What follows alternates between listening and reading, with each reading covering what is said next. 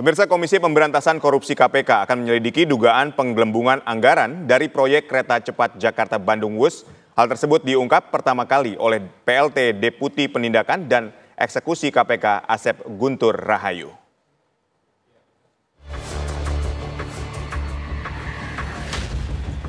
Komisi Anti Rasuah melakukan penyelidikan terhadap dugaan penggelembungan anggaran alias markup proyek kereta cepat Jakarta-Bandung Wush.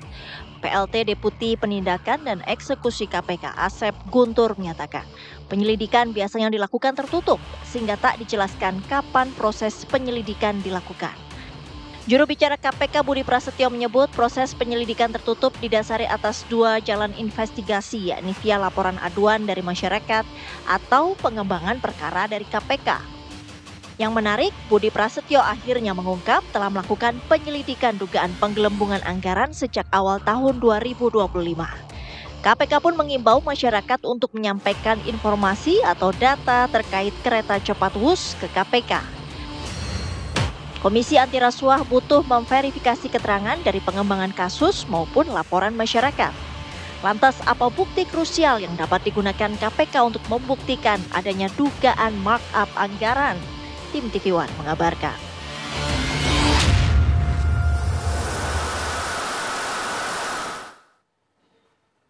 Pemirsa, Komisi Anti Rasuah akan melakukan penyelidikan terhadap dugaan penggelembungan anggaran alias markup proyek kereta cepat Jakarta-Bandung Wush. Lantas apa saja indikator yang akan digunakan oleh penyidik KPK dalam proses penyelidikan awal, dan sudah bergabung bersama kami mantan penyidik KPK Yudi Purnomo. Selamat sore Mas Yudi. Sore Mas Adip. Mas Yudi, jadi melihat analisis adanya penggelembungan dalam kasus kereta cepat ini, Anda melihat seperti apa? Ya, saya melihat bahwa KPK sudah on the right track, sudah serius. Bahkan ternyata sebelum terjadi kegaduhan, ternyata KPK sudah melakukan penyelidikan dari awal tahun. Artinya bagi saya, KPK sudah melakukan serangkaian tindakan penyelidikan.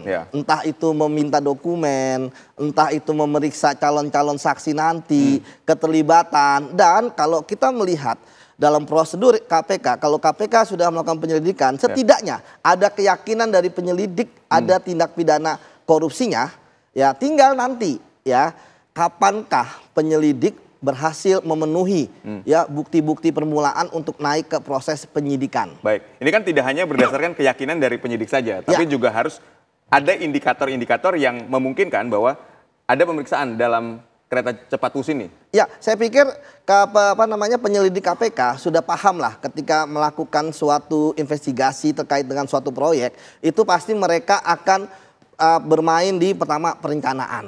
Apakah dalam perencanaan tersebut ada sesuatu yang ganjal, kemudian krusial, atau ada sesuatu yang kemudian ada namanya pemufakatan jahat. Sehingga dengan adanya pemufakatan jahat ini, ya itu bisa akan terlihat bagaimana proses pekerjaannya. Yang kedua adalah pekerjaannya. Dalam pekerjaan ini, ya tentu yang akan dilihat adalah bagaimana pembebasan lahan. Apakah lahan, ya kan biasa itu ada Mas, kalau pembebasan lahan sawah berapa, pabrik itu beda-beda. Apakah benar lahan sawah itu dibayarnya sawah bukan pabrik yang nilainya tinggi? Ya pasti akan melihat seperti itu. Kemudian bangunan dari stasiunnya, termasuk juga keretanya. Jangan-jangan kemahalan. Ya, termasuk melakukan pemeriksaan terhadap BUMN-BUMN ya yang terlibat. Kita tahu ada Wika, kita tahu ada KAI, kita tahu ada Jasa Marga, kita tahu ada PT Perkebunan. Pasti semua sudah dilakukan pemeriksaan oleh KPK. Dan terakhir ya akan dilihat akibatnya. Kalau saya melihat ini kan proyek ini kan pertama nggak fiktif, ada kok fisiknya kan. Yang kedua nggak mangkrak. Nah makanya kalau nggak fiktif nggak mangkrak maka dibutuhkan audit. Saya pikir teman-teman BPK pasti sudah, atau BPKP ya sudah menemani ya penyelidik KPK dari awal untuk melihat sejauh mana kerugian negara terkait dengan kasus ini. Yang harus kita lihat bahwa ini kan memang B2B ya, tetapi kan yang bermain adalah BUMN. Ya, sebelum undang-undang BUMN berubah, kita waktu tempus dan lokusnya masih pakai yang undang-undang lama. Jadi KPK masih punya kewenangan di situ. Ini kan netizen kita nih membandingkan antara kereta cepat di Arab Saudi yang jaraknya misalnya 1050 km, kemudian dengan kereta cepat Wush gitu ya, yang jaraknya 150 km dengan anggaran yang sama nih. Nah, kenapa KPK baru sekarang ini setelah ramai, setelah muncul kontroversi, nah baru Sekarang KPK bergerak, kemarin-kemarin kemana saja? Ya kalau kita lihat dari rilis yang disampaikan oleh KPK kan ternyata kan mereka sudah dari awal tahun ya. Artinya sebenarnya mereka sudah bergerak. Baru ini kemudian berani mereka ungkap karena sudah gaduh. Karena masyarakat pengen KPK bergerak. Nah ternyata KPK sudah bergerak. Termasuk tadi.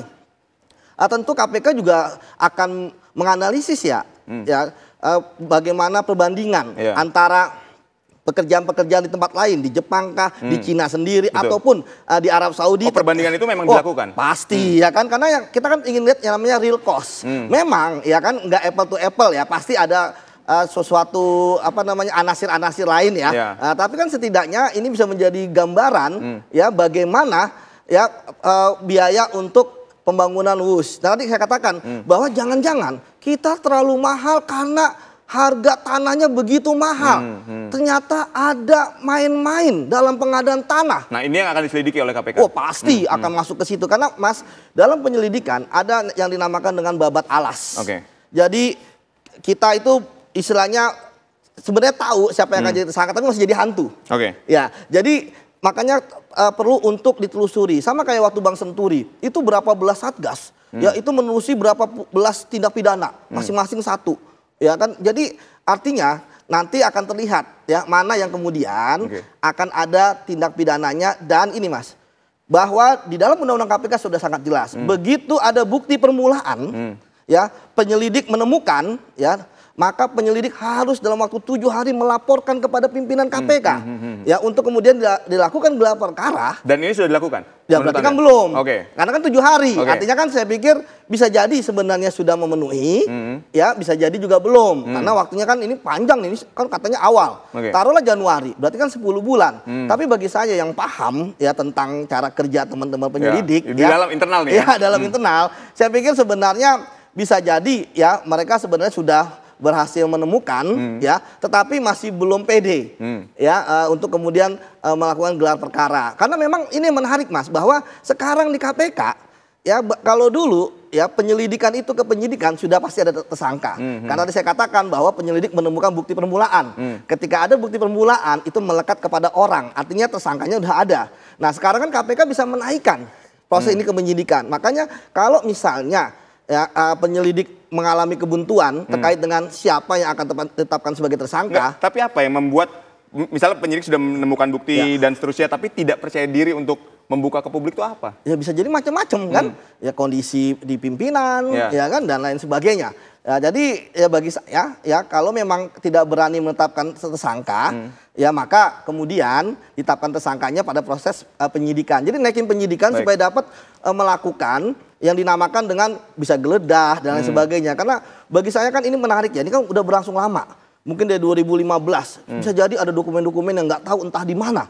Ya bisa jadi orang-orangnya pun sudah berganti. Bisa jadi direksi-direksinya berbeda dengan yang lalu. Ini kan akan melibatkan tidak hanya 1-2 pihak dalam proses proyek pembangunan kereta cepat WUS ini.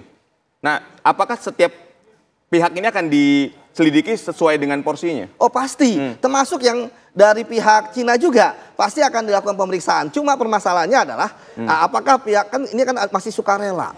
Kalau pihak dari orang-orang Cina yang terlibat dalam kasus ini dia tidak mau untuk kemudian diperiksa, ini kan agak berat, gitu ya. Apalagi saya pernah punya pengalaman dalam suatu kasus ya bagaimana ya ketika kita pun sudah meminta kepada pemerintah Cina untuk memeriksa orang-orangnya waktu itu udah belasan, ternyata tidak diberikan juga. Ini yang menjadi salah satu kendala Mas. Ini menjadi salah satu kendala terkait dengan kasus yang ini. Makanya saya juga berpikir jangan-jangan orang yang di awal melakukan perencanaan, mengapa skemanya itu adalah skema dengan Cina bukan Jepang gitu kan? Karena kalau misalnya ada sesuatu ya itu Cina akan pasang badan dan ini kan terbukti ketika juru bicara dari Kementerian Luar Negeri Cina ya menyampaikan bahwa tidak ada masalah, bahwa ini untuk masyarakat dan Cina pun mendukung Indonesia. Artinya kan sudah ada statement tidak ada masalah. Baik, ini kan kita berbicara soal mega proyek, melibatkan 100 triliun lebih uang yang ada di situ.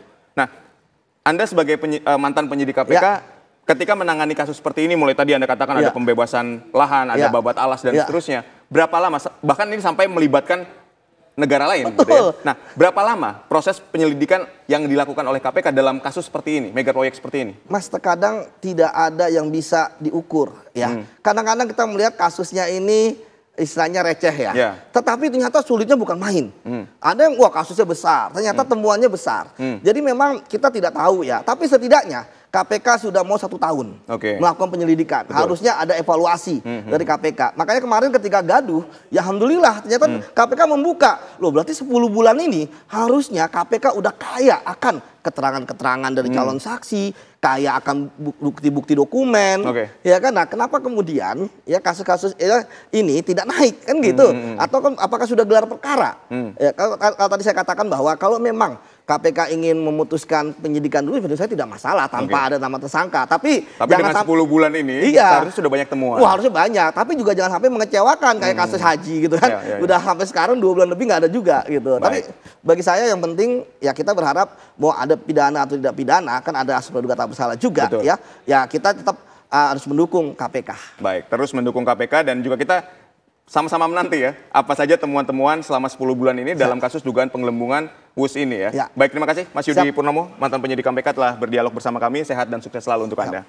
Pemirsa, Presiden ke-7 RI Joko Widodo angkat bicara terkait kontroversi kereta cepat WUS yang mengalami kerugian operasional sejak pertama kali diluncurkan hingga sekarang. Informasi yang akan kami hadirkan usai jeda, tetaplah bersama kami.